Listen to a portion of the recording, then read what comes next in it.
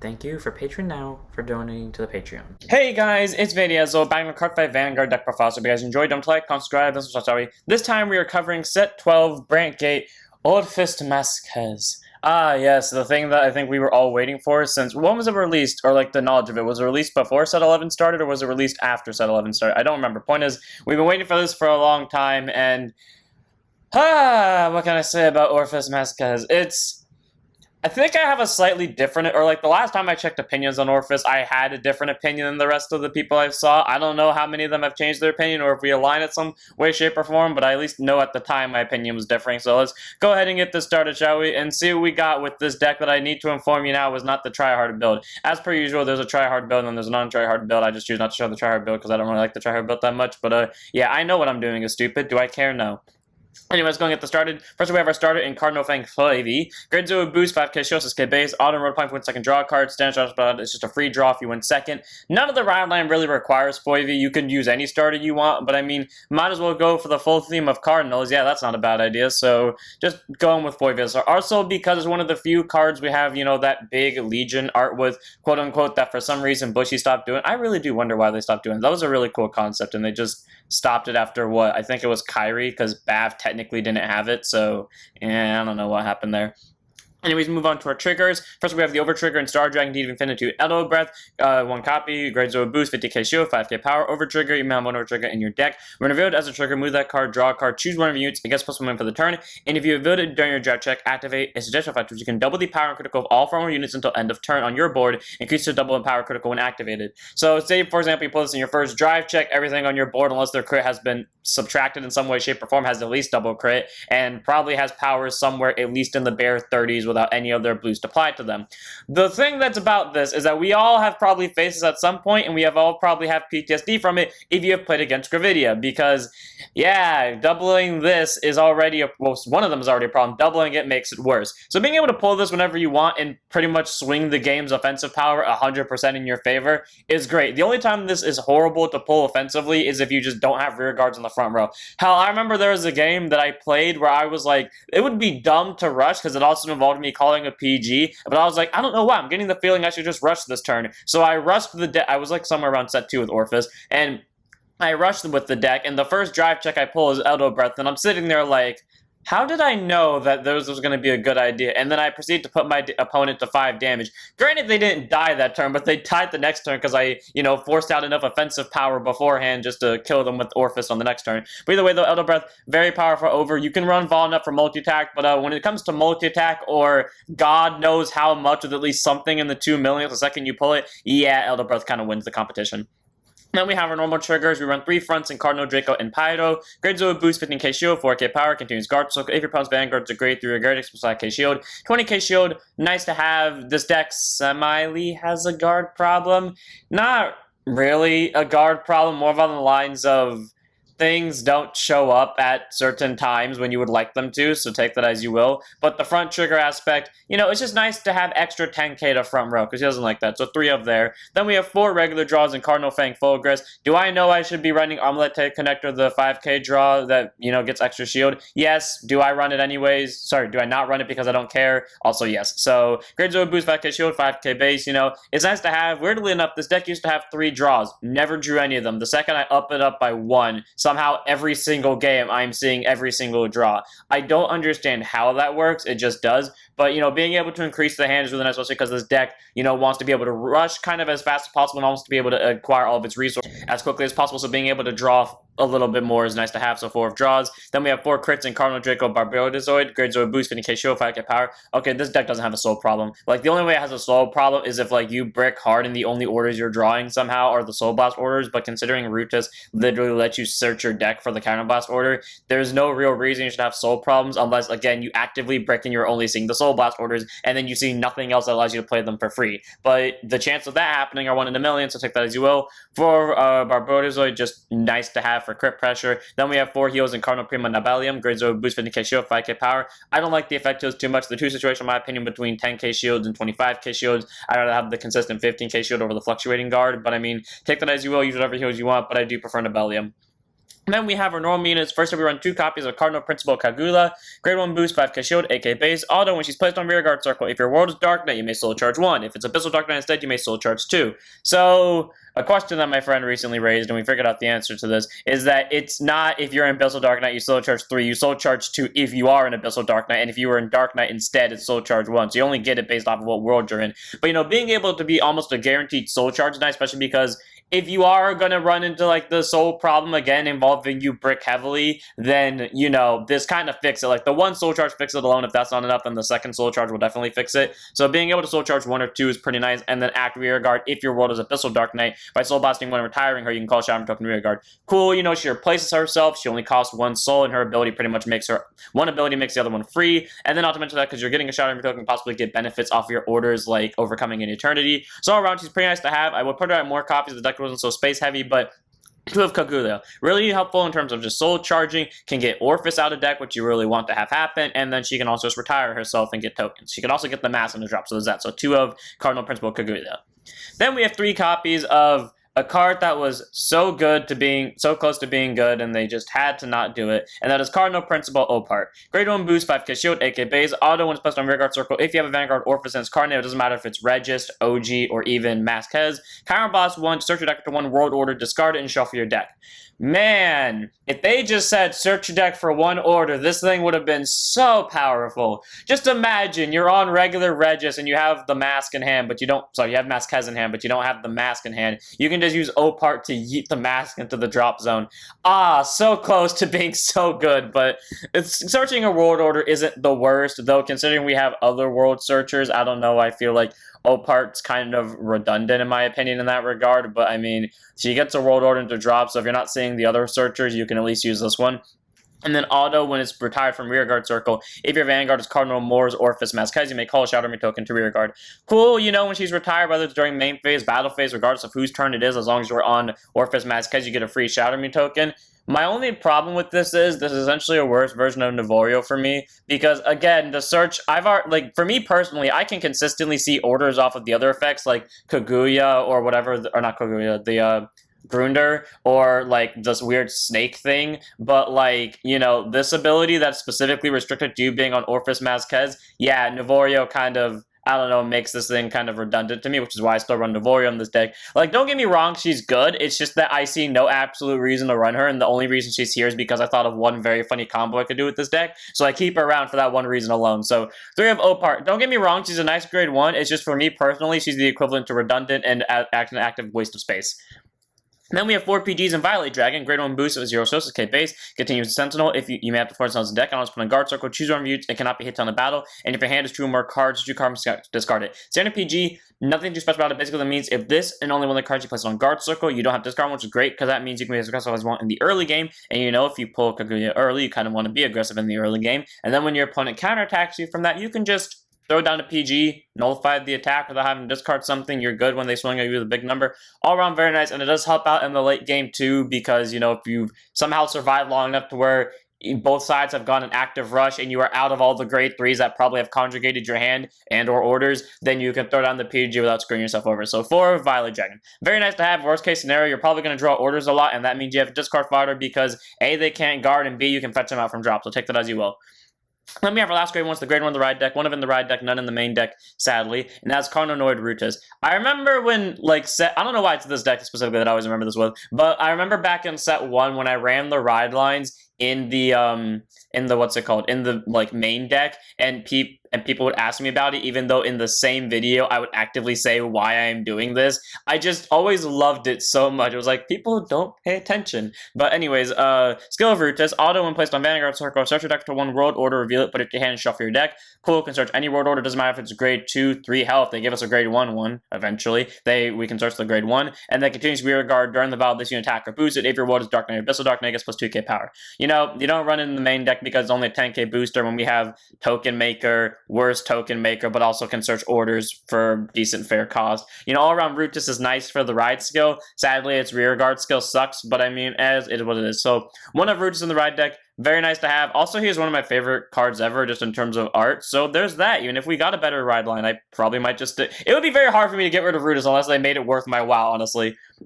And then we have our grade 2s. First up, we have 3 copies of Cardinal Nord Grunda. Grade 2 units have 5k shield, 10k base. Auto, when she's placed on rear guard, he, she, they. When they're placed on rear guard from the hand, if your world is Dark Knight or Abyssal Dark Knight, you may look at top 7 cards of your deck. If you do, choose up to 2 world orders from among them, discard them, and shuffle your deck. Oh, look at that. Free top 7 search that can mill 2 orders. Granted, I only hit 1 off this, but oh, look at that. I can consistently mill 1 into the drop zone without paying a cost, and can do this while I'm at grade 2 because I can just use Rootis to search either of the 2 grade 2 orders, play it down, and boom, I am in Dark Knight. Starting to question here why I run Opart again, but again I say I run her for a play and that's it. And then auto rear guard at the end of this unit, attack the Vanguard. If your world is Abyssal Dark Knight, retire this unit, choose a world from your drop zone and put it to your hand. Okay, I remember when this card first came out, I said word for word I would not use this because I really didn't think it was that useful, because for my Regis deck, I can consistently see orders whenever I felt like it, and I didn't need them in drop, and I just kept drawing them, and like, again, consistently when I needed them, so I didn't really need something to mill them out for me, and I definitely didn't need them to bounce stuff from drop zone to hand for me. And suddenly, when Masques was revealed and we benefit from sending stuff to drop, and we can fetch more stuff from drop easier, Grinder becomes useful. So I've chosen to run Grinder with 3 of a very nice card, you know, again, looks at top 7. The second you get to grade 2, technically, if you play down to grade 2 order, and it can mill out 2 world cards, at least 1, which is normally what happens for me. And then it can also search a world card from drop zone for later on. So all around, very solid grade 2. Not a hard one to ability. Opens up rear guard circle. You spam out tokens more easily and still get benefits out of it. 3 of Grinder. And then we have the last grade 2s, the grade 2 of the ride deck. Don't worry, there are more grade 2s in the deck, just this is the last of the unit cards. And that is 1 of in the ride deck, none in the main deck of Cardinal Nord Cubicia. Grade 2 units have 5k shield, 10k base, auto Vanguard. When a world is put into your order zone, choose one of your units and gets 5k for the turn. One of the best abilities, in my opinion, for Vanguard skills, like, it's simplistic, it gives numbers, and it makes this deck good to rush with. Because typically my opening play is get Eroding Moonlight, play it, make a token, give that token 5k. So now if my opponent's a grade 2 Vanguard, that's a 15k drop on a rear guard, and the Vanguard's probably they're either going to take or there's going to 15k drop the Vanguard. So either for a no pass, which either way it's a 15k drop. Or, if they're at grade 1, the token, again, is still a 15k drop, or I just give it to the Vanguard and make both units a 10k drop, and they're probably going to, and they can't 15k drop the Vanguard. You're like, oh, round Cabicia is very nice for that solid skill. It's very good for an opening rush, and then continues rear guard during your turn. If your world is Abyssal Dark Knight, it gets with 5k power. Again, not an amazing ability when we have Searcher, and we already hit decent enough numbers with your tokens on board. Like, I think that's why some cards that like are used for Orfist just get power skills, because I can't think of anything else, because honestly the power skills don't do anything, considering, you know, you can just spam out a board of tokens that have the exact same base power, so consistent 15k around the entire board, and the only thing that locks the other guys from getting the 5k is having certain world orders in order zones, so take that as you will. Either way though, Cabicia is very nice, grade 2. While it doesn't necessarily search any orders, it does get more numbers and also adds for more advantage, so 1 of Cabicia in the ride deck, none in the main deck.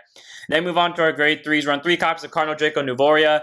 Ah, yes. People question this one, I feel like, just because, oh, we have Opart, which is the same thing. Again, I say, Opart specifically restricts to Orfist Masques, so if you're not on that, for whatever reason that may be, you suddenly can't use it, which is why I run Nuvorio. Because Nuvorio works in Abyssal Dark Knight. Now, for those of you that are wondering with how Masques works, is it hard to keep an Abyssal Dark Knight? No! No, it is not! It is the easiest thing to keep an Abyssal Dark Knight. In fact, the reason why I run both Opart and Nuvoria is so I can have one of each on the board, so when I go into Orfist Masques, I can use both of their skills to basically get a full board of Shadow Army tokens. That is why I keep Nuvoria around. Actually, to be more than that, that's why I keep Opart around. Screw Opart in comparison to Nuvoria, but my point still stands. Both of them are good and they both work well for the same combo. Anyways, grade 3 time for 13k base. Auto rear guard, when this unit attacks, this unit gets a 2k ton to battle for each world order in your order zone. So all around, pretty nice, you know. It's an easy 4k before you get to grade 3, again, unless you brick hard and you see no other world orders, but that's very highly doubtful. But then at the same time, you know, as the game progresses, possibly 21k, though if it's 21k, that would imply you have 4 world orders, and typically when I have 4 world orders, I persona ride, so, you know, probably at 31k, which is nice to have, like, all around Nuvorio can at least force out 2 cards, typically. And then auto, when this unit is retired from rear guard circle, if your world is Abyssal Dark Knight, again, very easy to maintain on Masques unless you brick hard, and like my definition of brick hard is the only order you see is the one that you get from Rootis, and that's it. Yes, that has happened before, not in this version of the deck, but in previous versions of the deck, which I just sat there and questioned, like, How is that possible? But either way, though, being able to call Shadow Token for free is great. It's not a mandatory call, so you don't want to, you don't have to. But, you know, being able to call Shadow Token on top of this one during the battle phase and then call another one is nice. Or when your opponent is playing a nuke deck such as Gandiva and they kill your rear guards, if you are an Abyssal Dark Knight, you will still get the Shadow Token anyways, which is just very nice to think about. Either way, though, Novorio is a very solid grade 3. Nice to have it as a 3 of. Its skills are both for free, and it's basically, in my opinion, a better Opart because it has better numbers. I don't need the searching skill of Opart, and it's less restricted with its call skill. And again, this deck works consistently in keeping the Abyssal Dark Knight, even when we're on so-called Cardinal Moors, Orfist, Masques. Speaking of which, Cardinal Moors, Orfist, Masques, I really believed that this card was at a 4 of, but the thing is, apparently when I first built this deck, I put it at a 3 of, and I understand why I did that. I just completely forgot that it was at a 3 of, meaning one of the commentaries I did during one of my matches with Orfist, I think I made the mistake in assuming that there was a 4th Orfist, when in reality I think there wasn't any left.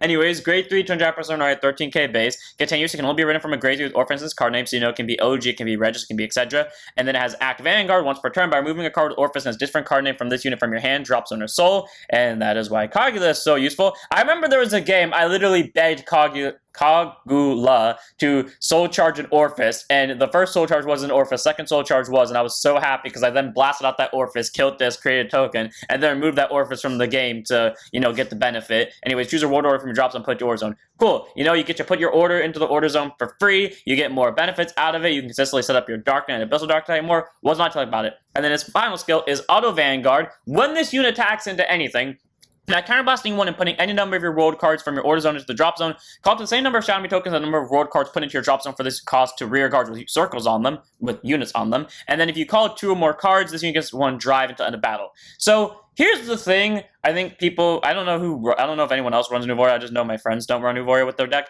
But like, here's the thing that I like about this. Because this doesn't require you to be an Abyssal Dark Knight for this. This means worst case scenario, as long as you have 1 world order, you can still call 1 token. Will you get a drive out of it? No. But the point is, you can use this whenever you feel like it. Doesn't matter if the opponent's at grade 3, doesn't matter if they're at grade 2, as long as you have at least 1 world order, you can use this. But the other benefit to this is because you only need to send 2, if you can consistently get 3 into the order zone, which for me is typically very easy, 4 into the order zone, which typically is very easy for me, you can use Masques skill after you swing with Nuvorio and possibly even Opart to then kill off 2 of the orders, call 2 tokens on top of Nuvorio and Opart, get triple drive, and then because of Nuvorio and Opart, they call 2 more tokens, so you have a full board of tokens, and one of the orders in your order zone is probably overcoming an eternity, which therefore gives all those tokens +5. And because you probably Persona out this turn, those tokens are swinging for, I don't know, what is it, 30 plus 20, each 50k.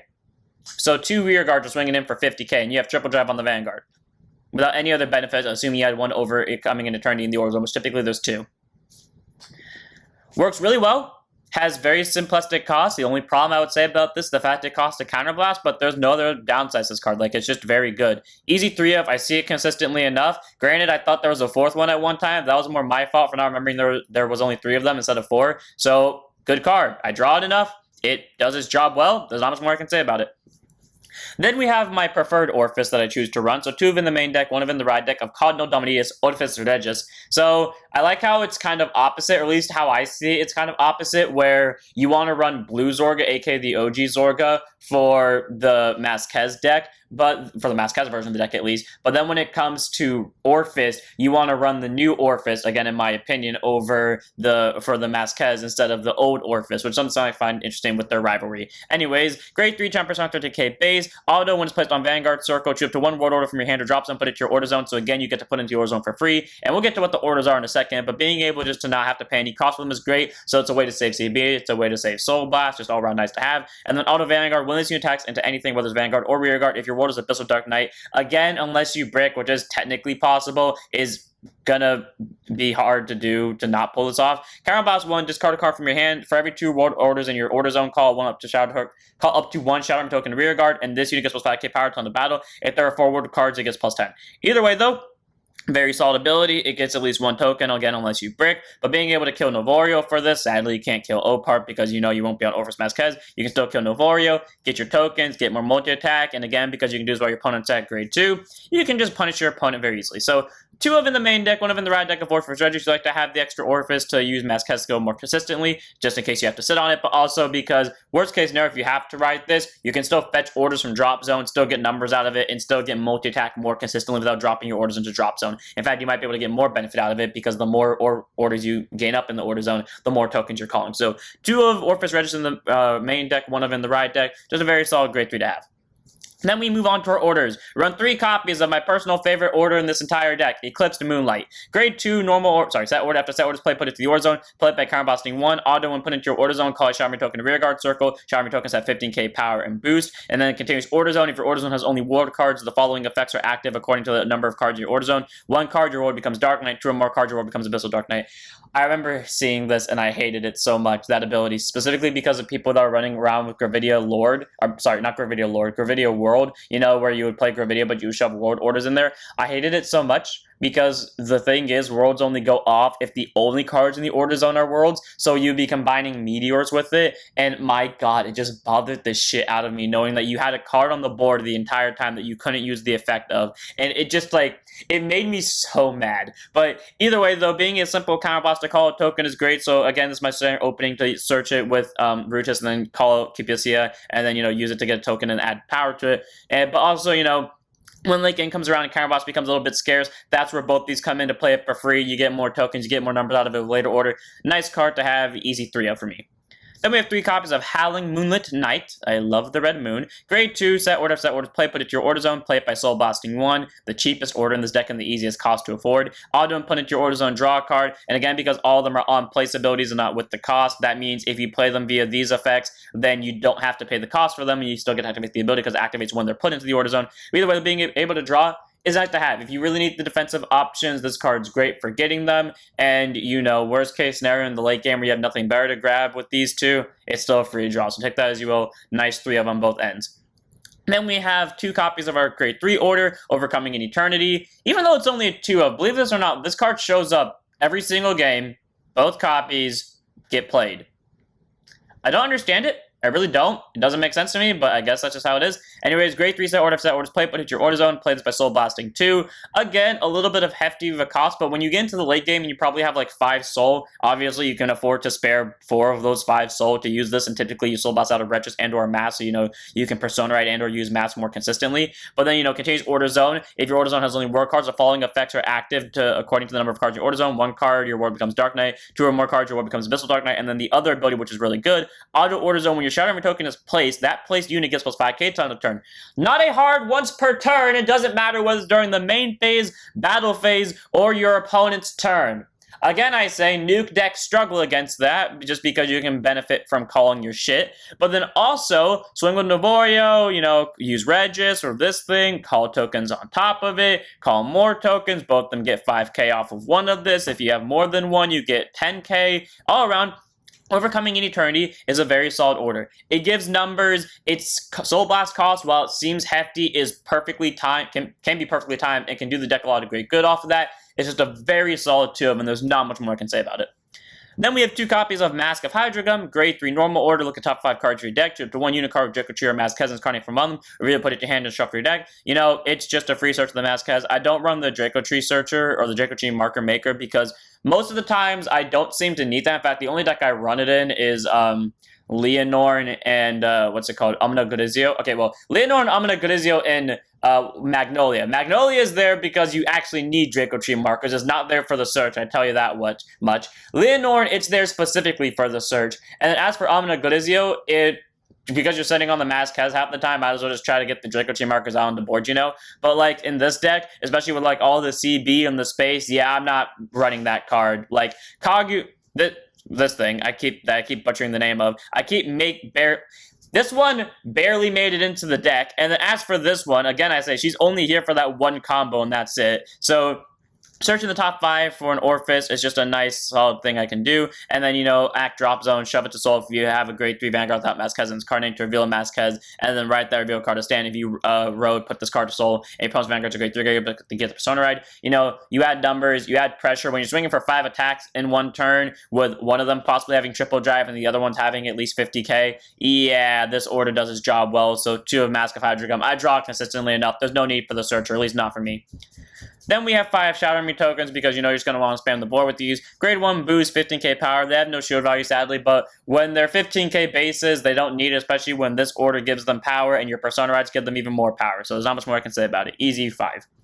As for the deck, I hope you guys enjoyed. All around, this deck is very fun. It's easy to play. If you want, some of the cards that I would run if I was actually using the try-hard build would be the, I forgot what its name is, but Polaris Dragon, I think it is, the grade 2 that came out with the stand-up deck set. You know that when it dies, you get to draw a card if you're in Abyssal Dark Knight or regular Dark Knight, I think it is, or when you discard it, and then also it can get an order from drop if it's a different name.